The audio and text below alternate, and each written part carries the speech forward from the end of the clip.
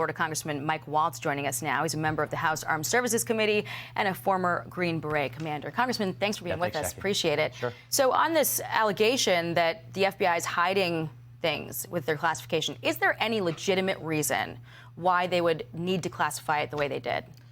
Well, hiding things behind classification is one of the oldest games in Washington, but I think it just is one more piece of evidence that speaks to the total and utter and complete lack of a plan that the Biden administration had when they made the withdrawal announcement. So not only did we get the absolute debacle that was that withdrawal and the stain on many veterans' consciousness, and veteran suicide and just moral injury is through the roof as a result of it. But look, it's we got the wrong people out in terms we don't know really all of these folks that we got out, and then we left 75,000 of the right people behind. And I think the biggest thing that that we're pointing to with the FBI is there's a fingerprint database. Every bomb, every IED, every weapon that we knew were in bad guys' hands, we pulled the fingerprints off. Meanwhile, we were fingerprinting many of the Taliban.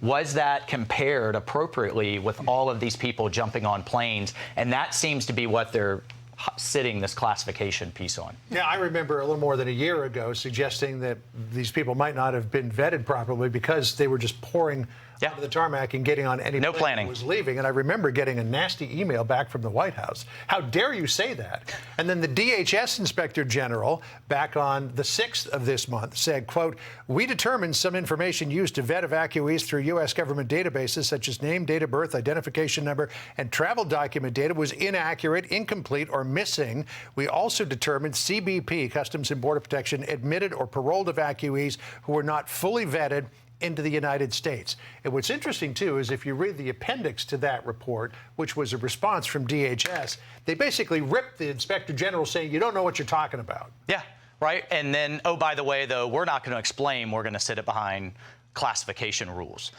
So I look, at the end of the day, I think this is a lot of maneuvering and a lot of smoke and mirrors for the utter failure that this withdrawal was. So what's the real threat that we're facing then? I mean, can we quantify it in any way? I don't think we really know. And that's what's so alarming. That's what we have to get to the bottom of when we're back in the majority. Meanwhile, though, we can't let that then be a reason. I mean, a lot of people should be concerned. I am as well. But we still have to get the people that stood with us and stood with our values for so many years out. Right? And we can't let one cloud the issue for the other. I want to turn to the protests we've been seeing in Tehran, and the president said that they need to deal decisively with these protests. I mean, that's a pretty strong threat coming. Is there any situation where you would see the U.S. intervene in something like that? And do you think that our language around what we're seeing in Iran is at all tempered because of these nuclear talks that we've been trying to get back? Absolutely. Go ahead. So, no, I mean, the rhetoric right now matters. What we can't have is a repeat of 2009 when the Obama administration basically said and did nothing with the Green Revolution then, and those protests in Iran were subsequently crushed.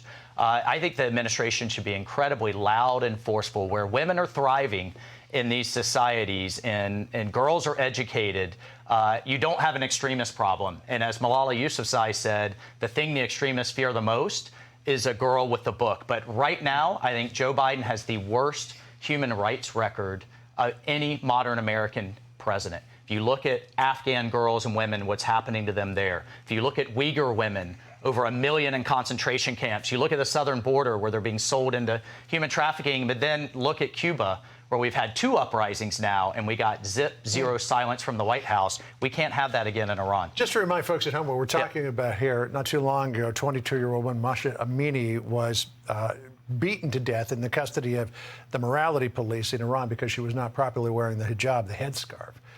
The suggestion is that the United States should dramatically change its policy toward Iran over this and do everything it can to support the nascent protest movement there, because if nothing happens, it's going to get crushed again like it is. Sanction the hell out of those responsible, John, and open the internet and keep it open. Elon Musk is trying to put Starlink in place. He needs help from the State Department and sanctions relief to actually get the terminals in. We should be opening the internet, sanctioning the hell out of the regime. And the last thing we should be doing is pouring billions in because of, we're just desperate to get back to this Iran deal. And oh, by the way, they're still holding Americans hostage right now as we speak and trying to assassinate American officials. What's it going to take for this administration to say enough and start going back to maximum pressure? Well, the Treasury Department did announce some loosening of its sanctions to help with the internet issues. So they don't crack down on, communications there that protesters are using to organize. But at the same time, we have to get the terminals in, right? That's what we did in Ukraine. Right. Yeah. Right.